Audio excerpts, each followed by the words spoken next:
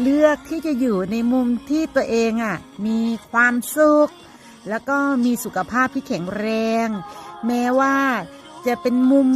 เล็กๆแต่มีความสุขที่ยิ่งใหญ่กว้างขวางเหมือนสายน้ำอยู่ในหัวใจของเราตลอดไปสุขภาพดีไม่มีขายอยากได้ต้องหมั่นออกกำลังกายค่ะ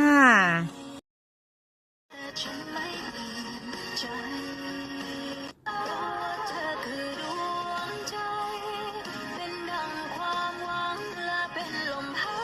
ยใจจะโอบกอดเธอแม้วันจะเปลี่ยนไป